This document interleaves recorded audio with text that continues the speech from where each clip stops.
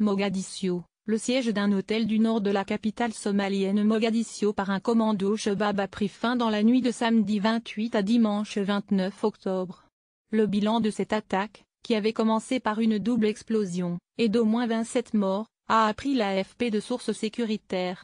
Le ministre de la Sécurité intérieure a donné des précisions sur l'incident à l'hôtel Neza Blodou, a-t-il dit. 27 personnes ont été tuées et d'autres secourues après l'intervention des forces de sécurité, a indiqué le ministère de l'Information dans un communiqué. Selon d'autres sources officielles, les chefs de la police et des renseignements ont été congédiés. Deux véhicules piégés ont explosé samedi en fin d'après-midi près de l'hôtel Neza Blod, fréquenté par de nombreux hauts responsables politiques, avant que des hommes armés ne prennent d'assaut l'hôtel.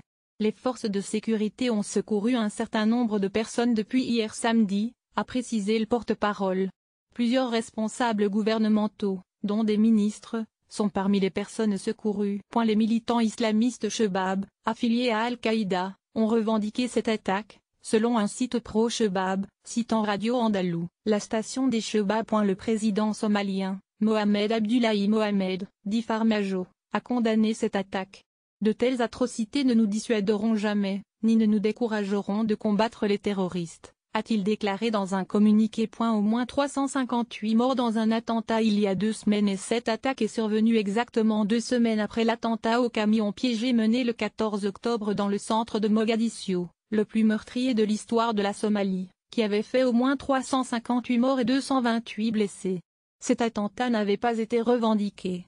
Mais les autorités n'ont aucun doute sur le fait que les Chebab en étaient les auteurs. Les Chebab ont juré la perte du fragile gouvernement central somalien, soutenu par la communauté internationale et par les 22 000 hommes de la force de l'Union africaine AMISOM.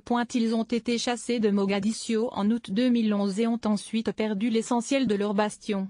Mais ils contrôlent toujours de vastes zones rurales d'où ils mènent des opérations de guérilla et des attentats suicides, souvent dans la capitale, et contre des bases militaires somaliennes ou étrangères. Lire aussi, tous les matins, recevez gratuitement la newsletter du HuffPost. À voir également sur le HuffPost. Envoyez une correction.